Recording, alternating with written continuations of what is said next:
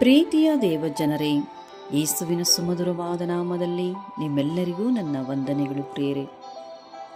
ಇವತ್ತು ನಾವು ಪ್ರವಾದಿ ಎಲೀಷನು ಮತ್ತು ಹಾಗೂ ವಿಧವೆಯ ಕಥೆಯನ್ನು ನೋಡೋಣ ಪ್ರಿಯರೇ. ಹಾಗಾದರೆ ಬನ್ನಿ ಪ್ರಿಯರೇ, ನೀವು ಇದೇ ಮೊದಲ ಸಾರಿ ಈ ವಿಡಿಯೋವನ್ನು ನೋಡುವುದಾದರೆ ಸಬ್ಸ್ಕ್ರೈಬ್ ಮಾಡುವುದನ್ನು ಮರೆಯಬೇಡಿ, ಬೆಲ್ ಬಟನ್ ಅನ್ನು ಪ್ರೆಸ್ ಮಾಡಿಕೊಳ್ಳಿ. ಬನ್ನಿ ಪ್ರಿಯರೇ, ವಿಡಿಯೋವನ್ನು ಸ್ಟಾರ್ಟ್ ಮಾಡೋಣ. ಪ್ರವಾದಿ ಎಲೀಷನು ಸರ್ವಶಕ್ತನಾದ ಭಕ್ತನಾಗಿದ್ದನು. ಎಲೀಷನು ಇಸ್ರಾಯೇಲ್ ಜನರ ಮಧ್ಯದಲ್ಲಿ ಸೇವೆ ಕೂಡ ಮಾಡುತ್ತಿದ್ದನು ಪ್ರಿಯರೇ. ತುಂಬ ಜನರು ಎಲೀಷನ ಹತ್ತಿರ ಪ್ರಾರ್ಥಿಸಿಕೊಳ್ಳಲು ಬರುತ್ತಿದ್ದರು, ಹಾಗೂ ಎಲೀಷನ ಶಿಷ್ಯರು ಕೂಡ ಆಗಿದ್ದರು. ಅದರಲ್ಲಿ ಒಬ್ಬ ಶಿಷ್ಯನು ಸತ್ತು ಹೋದ ಶಿಷ್ಯನ ಹೆಂಡತಿ ಪ್ರವಾದಿಯ ಎಲೀಷನ ಹತ್ತಿರ ಬಂದು ಅವನಿಗೆ, ನಿನ್ನ ಸೇವಕನಾದ ನನ್ನ ಗಂಡನು ಮರಣ ಹೊಂದಿದನು, ನಿಮಗೆ ಗೊತ್ತಾ ಎಂದು ಹೇಳುತ್ತಾಳೆ. ಅವರು ಸರ್ವಶಕ್ತನಾದ ದೇವರಲ್ಲಿ ಭಯಭಕ್ತಿಯುಳ್ಳವನಾಗಿದ್ದಾನೆಂಬುದನ್ನು ಕೂಡ ಹೇಳುತ್ತಾಳೆ. ನಂತರ ಸಾಲ ಕೊಟ್ಟವನು ನನ್ನ 2 ಮಕ್ಕಳನ್ನು ದಾಸರನ್ನಾಗಿ ತೆಗೆದುಕೊಂಡು ಹೋಗುವುದಕ್ಕೆ ಬಂದಿದ್ದಾನೆ ಎಂದು ಎಲೀಷ ಪ್ರವಾದಿ ಹತ್ತಿರ ಹೇಳುತ್ತಾಳೆ ಪ್ರಿಯರೇ. ಎಲೀಷನ ಶಿಷ್ಯನಾದವನು ಸತ್ತು ಹೋಗಿದ್ದನಲ್ಲ, ಅವನ ಹೆಸರು ಇಲ್ಲಿ ಬರೆಯಲ್ಪಟ್ಟಿಲ್ಲ ಪ್ರಿಯರೇ. ನಾನು ನಂಬುತ್ತೇನೆ, ಸರ್ವಶಕ್ತನಾದ ದೇವರು ಅವನ ಶಿಷ್ಯನ ಹೆಸರನ್ನು ತಿಳಿದಿರಬಹುದು.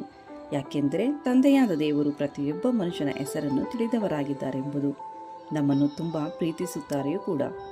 ಬೈಬಲ್ ನಮಗೆ ಈ ರೀತಿಯಾಗಿ ತಿಳಿಸುತ್ತದೆ.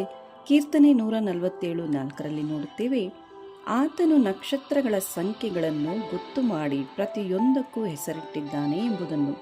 ಪ್ರಿಯರೇ, ಸರ್ವಶಕ್ತನಾದ ದೇವರು ಆಕಾಶದಲ್ಲಿರುವ ಪ್ರತಿಯೊಂದು ನಕ್ಷತ್ರಕ್ಕೂ ಹೆಸರಿಡುತ್ತಾನೆಂದರೆ ಹಾಗಾದರೆ ಪ್ರತಿಯೊಬ್ಬ ಮನುಷ್ಯನಿಗೂ ಕೂಡ ಹೆಸರಿಡಬಹುದಲ್ಲವೇ?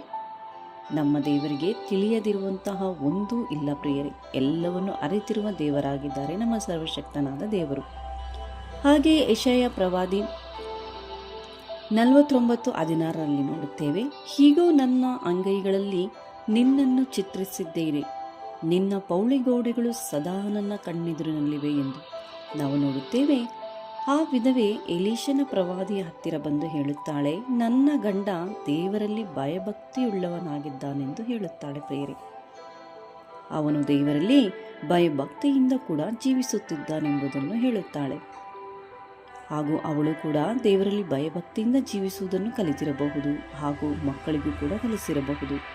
ಮತ್ತು ಆ ವಿಧವೆ ಕುಟುಂಬ ದೇವರಲ್ಲಿ ತುಂಬ ಭಯಭಕ್ತಿಯಿಂದ ಜೀವಿಸುವ ಕುಟುಂಬವಾಗಿತ್ತು. ನಾವಿಲ್ಲಿ ನೋಡುತ್ತೇವೆ, ದೇವರಲ್ಲಿ ಭಯಭಕ್ತಿಯಿಂದ ಇರುವವರನ್ನು ಹಾಗೂ ದೇವರ ಚಿತ್ತದಂತೆ ನಡೆದುಕೊಳ್ಳುವವರ ಪ್ರಾರ್ಥನೆಯನ್ನು ದೇವರು ಕೇಳಿ ಉತ್ತರಿಸುತ್ತಾರೆಂದು ನೋಡುತ್ತೇವೆ.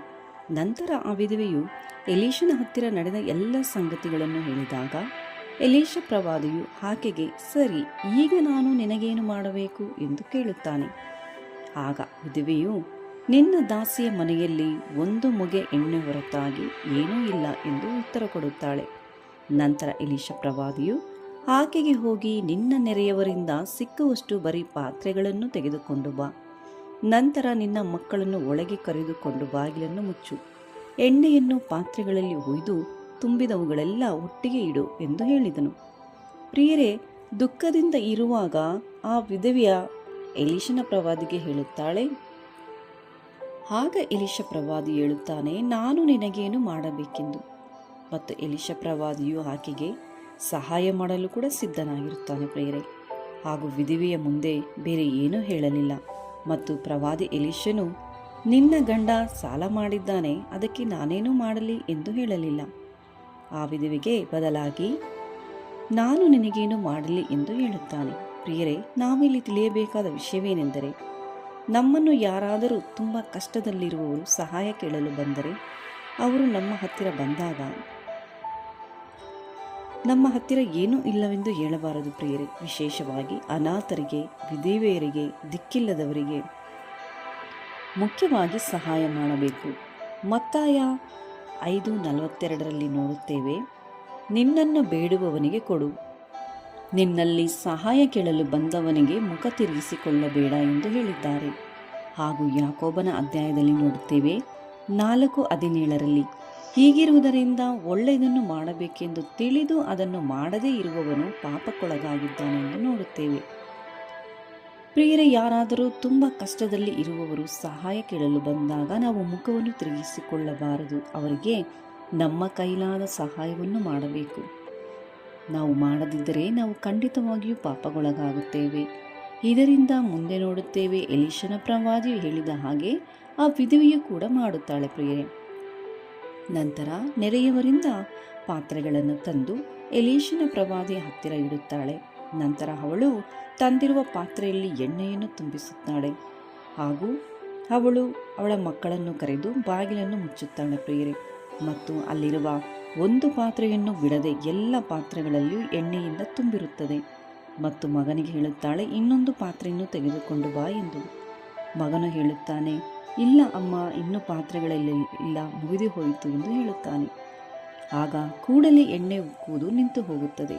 ಅವರು ನೆರೆಯವರಿಂದ ತಂದಿರುವ ಪಾತ್ರೆ, ಅವರಲ್ಲಿರುವ ಎಲ್ಲ ಪಾತ್ರೆಯಲ್ಲೂ ಎಣ್ಣೆ ತುಂಬಿ ಹೋಗಿರುತ್ತದೆ ಪ್ರಿಯರೇ. ನಂತರ ಆಕೆಯು ಪ್ರವಾದಿ ಎಲೀಷನ ಹತ್ತಿರ ಹೋಗಿ ನಡೆದ ಎಲ್ಲ ಸಂಗತಿಯನ್ನು ಹೇಳುತ್ತಾಳೆ. ನಂತರ ಪ್ರವಾದಿ ಎಲೀಷನು ಹೋಗು, ಎಣ್ಣೆಯನ್ನು ಮಾರಿ ಸಾಲ ತೀರಿಸು, ಉಳಿದ ಹಣದಿಂದ ನೀನು ನಿನ್ನ ಮಕ್ಕಳು ಜೀವನ ಮಾಡಿರಿ ಅಂದನು. ನಾವು ಇಲ್ಲಿ ನೋಡುತ್ತೇವೆ, ಸರ್ವಶಕ್ತ ದೇವರಾದ ದಾಸನು ಹೇಳಿದ ಹಾಗೆ ಆ ವಿಧಿವಿಯೂ ಕೂಡ ಮಾಡುತ್ತಾಳೆ ಪ್ರಿಯರೇ. ಎಲೀಷನ ಪ್ರವಾದಿ ಹತ್ತಿರ ಈ ರೀತಿಯಾಗಿ ಹೇಳಲಿಲ್ಲ, ಒಂದು ದೊಡ್ಡ ಪಾತ್ರೆಯಲ್ಲಿ ಎಣ್ಣೆ ಇದೆ, ಅದನ್ನು ತೆಗೆದುಕೊಂಡು ನಾನೇನು ಮಾಡಲಿ ಎಂದು ಹೇಳಲಿಲ್ಲ. ಬದಲಾಗಿ, ಹಾಗೂ ನಾನು ಖಾಲಿ ಪಾತ್ರೆಯನ್ನು ಕೇಳಿದರೆ ಜನರು ನನ್ನ ಬಗ್ಗೆ ಏನು ಹೇಳುತ್ತಾರೆ ಎಂದು ಕೂಡ ಅವಳು ಹೇಳಲಿಲ್ಲ. ಎಲೀಷನ ಪ್ರವಾದಿಯ ಹತ್ತಿರ ಏನೂ ಕೂಡ ಹೇಳಲಿಲ್ಲ ಪ್ರಿಯರೇ. ನಂತರ ಮನೆಗೆ ಬಂದು ಅವನು ಏನು ಹೇಳಿದನೋ ಅದೇ ರೀತಿ ಮಾಡಿದಳು. ಮತ್ತು ಒಂದು ಕೊಳಗದಲ್ಲಿ ತುಂಬಿಸಿದ ಎಣ್ಣೆ ಎಲ್ಲ ಪಾತ್ರೆಗಳಲ್ಲಿ ತುಂಬಿಸಿದಳು. ನಮ್ಮ ವಿಶ್ವಾಸದಂತೆ ನಾವು ಏನೇ ಮಾಡಿದರೂ ಸರ್ವಶಕ್ತನಾದ ದೇವರಾದ ನಂಬಿಕೆಯಿಂದ, ಸಾಮರ್ಥ್ಯದಿಂದ, ಶಕ್ತಿಯಿಂದ ನಡೆಯುವ ಕೆಲಸವನ್ನು ನೋಡಲು ಸಾಧ್ಯವಾಗುತ್ತದೆ ಪ್ರಿಯರೇ. ಮೊಟ್ಟ ಮೊದಲು ನಾವಿಲ್ಲಿ ಧ್ಯಾನಿಸಬೇಕಾದ ವಿಷಯವೇನೆಂದರೆ, ಸ್ತ್ರೀಯಳ ಗಂಡ ಮರಣ ಹೊಂದಿದನು. ಆಗ ಸ್ತ್ರೀಗಳಿಗೆ ಮನೆಯಲ್ಲಿ ತುಂಬ ತೊಂದರೆಗಳು, ಕಷ್ಟಗಳು ಉಂಟಾಯಿತು. ಹಾಗೂ ಯಾವ ವ್ಯಕ್ತಿ ಆ ಮನುಷ್ಯನ ಹತ್ತಿರ ಹಣವನ್ನು ಪಡೆದುಕೊಂಡಿದ್ದನೋ ಅವನು ಬಂದು ಇಬ್ಬರ ಮಕ್ಕಳನ್ನು ದಾಸರನ್ನಾಗಿ ತೆಗೆದುಕೊಂಡು ಹೋಗುವುದಕ್ಕೆ ಬಂದಿದ್ದನು. ಅವರಿಗೆ ಹೆದರಿಸಲು ಕೂಡ ಬಂದಿದ್ದನು ಪ್ರಿಯರೇ. ತೆಗೆದುಕೊಂಡಿರುವ ಹಣವನ್ನು ಹಿಂದಿರುಗಿಸಿ ಕೊಡದೇ ಇದ್ದರೆ ಅವರ ಇಬ್ಬರ ಮಕ್ಕಳನ್ನು ಕರೆದುಕೊಂಡು ಹೋಗಿ ದಾಸರನ್ನಾಗಿ ಮಾಡಿಕೊಳ್ಳುತ್ತಿದ್ದನು. ಪ್ರಿಯರೇ, ಅವಳ ಯಜಮಾನ ಪತಿ ಕುಟುಂಬವನ್ನು ನೋಡಿಕೊಳ್ಳುವವನು ಈ ಲೋಕದಲ್ಲಿ ಇರಲಿಲ್ಲ. ತನ್ನ ಗಂಡ ಮರಣ ಹೊಂದಿದ್ದನು. ಮೊದಲೇ ನೊಂದವಳಾಗಿದ್ದಳು ಅವಳು. ಮತ್ತು ಇನ್ನೊಂದು ಸಂಕಟವೂ ಕೂಡ ಅವಳ ಮುಂದೆ ಇತ್ತು. ಆ ಹಣವನ್ನು ಕೊಡದಿದ್ದರೆ ಅವರ ಇಬ್ಬರು ಮಕ್ಕಳು ಸಾಲ ಕೊಟ್ಟವನ ಗುಲಾಮರಾಗಿ ಬಿಡುತ್ತಿದ್ದರು. ಅಂತಹ ಕಠಿಣವಾದ ಸಮಯದಲ್ಲಿ ಸರ್ವೇಶ್ವರನಾದ ದಾಸನ ಮೊರೆಗೆ ಹೋಗುತ್ತಾಳೆ ಪ್ರಿಯರೇ. ಏಕೆಂದರೆ ಅವಳಿಗೆ ನಂಬಿಕೆ ಇತ್ತು, ಸರ್ವಶಕ್ತನಾದ ದಾಸನ ಬಳಿಯಲ್ಲಿ ಹೋದರೆ ಖಂಡಿತವಾಗಿಯೂ ಸಹಾಯವಾಗುತ್ತದೆ ಎಂದು. ಹಾಗೂ ಪ್ರಿಯರೇ, ಈಗಿನ ದಿವಸಗಳಲ್ಲಿ ತುಂಬ ಜನರು ಸಾಲ ಮಾಡಿಕೊಂಡು ಕಷ್ಟ ವೇದನೆಯನ್ನು ಅನುಭವಿಸುತ್ತಿದ್ದಾರೆ. ಅಂತಹ ಕುಟುಂಬಗಳು ಸಾಲದ ಹಣವನ್ನು ಕೊಡುವುದಕ್ಕೆ ಆಗದೇ ಇದ್ದಾಗ ಕುಟುಂಬ ಸಮೇತವಾಗಿ ಆತ್ಮಹತ್ಯೆ ಮಾಡಿಕೊಳ್ಳುತ್ತಾರೆ ಪ್ರಿಯರೇ. ಈ ವಿಧಿವಿಯೂ ಕೂಡ ಈ ರೀತಿಯಾಗಿ ಮಾಡಬಹುದಿತ್ತು. ಇವಳಲ್ಲಿ ಕೂಡ ಸಾಲದ ಹಣವನ್ನು ಹಿಂದಿರುಗಿಸಿ ಕೊಡಲು ಸ್ವಲ್ಪ ಕೂಡ ಹಣವಿರುತ್ತಿರಲಿಲ್ಲ ಪ್ರಿಯರೇ. ಆದರೆ ಅವಳ ಜೊತೆ ಸರ್ವವನ್ನು ಉಂಟು ಮಾಡಿದ ಸರ್ವಶಕ್ತನಾದ ದೇವರು ಇದ್ದರು ಪ್ರಿಯರೇ. ಇವಳಿಗೆ ಸಹಾಯ ಮಾಡಲು ಯಾವಾಗಲೂ ಸಿದ್ಧವಾಗಿದ್ದರು. ಹಾಗೂ ಆತ್ಮಹತ್ಯೆ ಮಾಡಿಕೊಳ್ಳುವುದರಿಂದ ಯಾವ ಸಮಸ್ಯೆಯೂ ಕೂಡ ಪರಿಹಾರವಾಗುವುದಿಲ್ಲ ಪ್ರಿಯರೇ. ಒಂದು ವೇಳೆ ಏನಾದರೂ ನಾವು ಹಾಗೆ ಮಾಡಿದರೆ ಸರ್ವೇಶ್ವರನ ದೃಷ್ಟಿಯಲ್ಲಿ ಅಪರಾಧ ಮಾಡಿದವರಾಗಿದ್ದೇವೆ. ಈ ರೀತಿಯಾಗಿ ಮಾಡುವ ಜನರು ಮೊದಲು ನೀವು ನಿರಾಶರಾಗಬೇಡಿ. ಸರ್ವಶಕ್ತನಾದ ದೇವರಲ್ಲಿ ನಂಬಿಕೆ ಇಡಿ. ನಮ್ಮನ್ನು ಎಲ್ಲ ಸಮಸ್ಯೆಯಿಂದ ಬಿಡಿಸುವವರು ಅವರೇ. ಏಕೆಂದರೆ ಮನುಷ್ಯನಿಂದ ಅಸಾಧ್ಯವಾದದ್ದು ಸರ್ವವನ್ನು ಉಂಟು ಮಾಡಿದ ದೇವರಿಂದ ಎಲ್ಲವೂ ಸಾಧ್ಯವಾಗುತ್ತದೆ. ದೇವರ ವಾಕ್ಯದಲ್ಲಿ ನೋಡುತ್ತೇವೆ, ಕರ್ತನ ಮುಖವನ್ನು ನೋಡುವವನು ಅವನ ಮುಖವು ಹರಳುವುದು ಎಂದು. ನಮ್ಮ ಕಷ್ಟದ ಸಮಯದಲ್ಲಿ ನಾವು ಅವರ ಮುಖವನ್ನು ನೋಡಲು ನಮ್ಮನ್ನು ಯಾವಾಗಲೂ ಅವಮಾನವಾಗದಂತೆ ನೋಡಿಕೊಳ್ಳುತ್ತಾರೆ ಪ್ರಿಯರೇ. ಅದಕ್ಕೆ ನಮಗೆ ಯಾವಾಗಲೂ ಸಹಾಯ ಮಾಡಲು ಕೂಡ ಸಿದ್ಧರಾಗಿರುತ್ತಾರೆ. ಇನ್ನೊಂದು ಮಾತೇನೆಂದರೆ, ಆ ವಿಧವೆ ಎಲೀಷನ ಹತ್ತಿರ ಬರುತ್ತಾಳೆ. ಆಗ ಎಲಿಯ ಪ್ರವಾದಿಯು, ನಿನ್ನ ಹತ್ತಿರ ಏನಿದೆ, ಏನಾದರೂ ಉಳಿದಿದೆಯಾ ಎಂದು.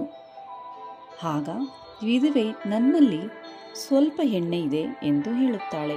ಮತ್ತು ಎಲೀಷ ಪ್ರವಾದಿ ಹೀಗೆಂದು ಹೇಳಲಿಲ್ಲ, ನಿನಗೆ ಎಷ್ಟು ಸಾಲವಿದೆ ಅದನ್ನು ನಾನು ಕೊಡುತ್ತೇನೆ, ಆ ಸಾಲವನ್ನು ನಾನು ತೀರಿಸುತ್ತೇನೆ ಎಂದು ಹಣವನ್ನು ಕೊಡಲಿಲ್ಲ ಪ್ರಿಯರೇ. ಬದಲಾಗಿ ನಿನ್ನ ಹತ್ತಿರ ಏನಿದೆ ಎಂದು ಇದೇ ರೀತಿ ಸರ್ವಶಕ್ತನಾದ ದೇವರು ಕೂಡ ಮೋಶೆಯ ಹತ್ತಿರ ಕೇಳಿದ್ದರು, ನಿನ್ನ ಕೈಯಲ್ಲಿ ಏನಿದೆ ಎಂದು. ಆಗ ಅವನು ಹೇಳಿದನು, ನನ್ನ ಕೈಯಲ್ಲಿ ಕೋಲಿದೆ. ಸರ್ವಶಕ್ತನಾದ ದೇವರು ಈ ಕೋಲಿನಲ್ಲಿ ಅದ್ಭುತ ಮಾಡಿದರು. ಇದೇ ಕೋಲಿನಲ್ಲಿ ಸಮುದ್ರ 2 ಭಾಗವಾಗುವಂತೆ ಮಾಡಿದರು ಪ್ರಿಯರೇ. ಈ ಕೋಲಿನಲ್ಲಿಯೇ ಬಂಡೆಯ ಮೇಲೆ ಹೊಡೆದಾಗ ಆ ಬಂಡೆಯಿಂದ ನೀರು ಬರಲು ಕೂಡ ಶುರುವಾಯಿತು. ಈ ರೀತಿ ಹೊಸ ಒಡಂಬಡಿಕೆಯಲ್ಲಿ ನೋಡುತ್ತೇವೆ. ಯೇಸುವಿನ ಬಳಿಯಲ್ಲಿ ಸಾವಿರಾರು ಜನರು ದೇವರ ವಾಕ್ಯವನ್ನು ಕೇಳಲು ಬಂದಿದ್ದರು. ಆಗ ಯೇಸು ಒಂದು ಹುಡುಗನ ಹತ್ತಿರ ನಿನ್ನಲ್ಲಿ ಎಷ್ಟು ರೊಟ್ಟಿಗಳಿವೆ ಎಂದು ಕೇಳಿದ್ದಕ್ಕೆ 7 ರೊಟ್ಟಿಗಳು ಕೆಲವು ಸಣ್ಣ ಮೀನುಗಳು ಅವೆ ಎಂದು ಹೇಳಿದನು. ಅದೇ 7 ರೊಟ್ಟಿ ಸಣ್ಣ ಮೀನುಗಳನ್ನು ತೆಗೆದು ಸರ್ವೇಶ್ವರನಲ್ಲಿ ಪ್ರಾರ್ಥಿಸಿದಾಗ 7 ಪುಟ್ಟಿಗಳು ತುಂಬಿದವು. ಅದನ್ನು ಬಂದ ಜನರಿಗೆ ಕೊಡಲು ಮಕ್ಕಳು ಅಲ್ಲದೆ ಗಂಡಸರೇ 4,000 ಮಂದಿ ಇದ್ದರು ಪ್ರಿಯರೇ. ನಮ್ಮ ಹತ್ತಿರ ಎಷ್ಟು ಇದೆಯೋ ಅದನ್ನು ನಮ್ಮ ಕೆಲಸಕ್ಕೆ ಬರುತ್ತದೆ. ಆ ವಿಧವೆ ಮನೆಯಲ್ಲಿ ಸ್ವಲ್ಪ ಎಣ್ಣೆ ಇತ್ತು. ಸರ್ವಶಕ್ತನಾದ ದೇವರು ಎಲೀಷನು ಪ್ರವಾದಿಯ ಪ್ರಾರ್ಥಿಸಿದಾಗ ಅವಳ ಮನೆಯಲ್ಲಿರುವ ಪಾತ್ರೆಯಲ್ಲಿ ಎಣ್ಣೆ ತುಂಬಿತ್ತು. ಆಗ 7 ರೊಟ್ಟಿ ಕೆಲವು ಸಣ್ಣ ಮೀನುಗಳು ತೆಗೆದುಕೊಂಡು ಕರ್ತನಾದ ಯೇಸು ದೇವರಲ್ಲಿ ಪ್ರಾರ್ಥಿಸಿದಾಗ 4,000 ಜನರಿಗೆ ಹೊಟ್ಟೆ ತುಂಬುವಷ್ಟು ಆಹಾರ ಸಿಕ್ಕಿತು ಪ್ರಿಯರೇ. ಹಾಗೂ ಈ ವಿಧವೆಯ ಸ್ವಲ್ಪ ಎಣ್ಣೆ ಅವಳ ಮನೆಯಲ್ಲಿರುವ ಪೂರಾ ಪಾತ್ರೆಗಳು ಎಣ್ಣೆ ತುಂಬಿ ಹೋಗಿತ್ತು. ನಮ್ಮ ಸರ್ವೇಶ್ವರನು ಸ್ವಲ್ಪದರಲ್ಲಿ ಅದ್ಭುತ ಮಾಡುವಂಥ ಮಹಾಪರಾಕ್ರಮಶಾಲಿಯಾದ ದೇವರು ಪ್ರಿಯರೇ. ಆ ವಿಧವೆ ನನ್ನಲ್ಲಿ ಏನಿಲ್ಲ ಎಂದು ತಿಳಿದಿದ್ದಳು. ಹಾಗೂ ಅವಳು ಇದನ್ನು ತಿಳಿದಿದ್ದಳು, ಅವಳ ಹತ್ತಿರ ಏನಿದೆ ಎಂದು. ಹಾಗೂ ಕೊಳಗದಲ್ಲಿ ಸ್ವಲ್ಪ ಎಣ್ಣೆ ಇತ್ತು, ಅದರಿಂದ ಎಲೀಷನ ಪ್ರವಾದಿಯ ಹತ್ತಿರ ತಿಳಿಸಿದಳು. ನಾವು ಕೂಡ ಹೀಗೆ ಯೋಚಿಸುತ್ತೇವೆ, ನಮ್ಮ ಹತ್ತಿರ ಏನೂ ಇಲ್ಲವೆಂದು. ನಾವು ಇದನ್ನು ಯೋಚಿಸುವುದಿಲ್ಲ, ನಮ್ಮ ಹತ್ತಿರ ಏನಿದೆ ಎಂದು. ಹಾಗೂ ನಮ್ಮ ಹತ್ತಿರ ಏನಿದೆಯೋ ಅದನ್ನೇ ದೇವರು ಅದ್ಭುತವಾಗಿ ಆಶೀರ್ವದಿಸುತ್ತಾರೆ, ಅನುಗ್ರಹಿಸುತ್ತಾರೆಯೂ ಕೂಡ.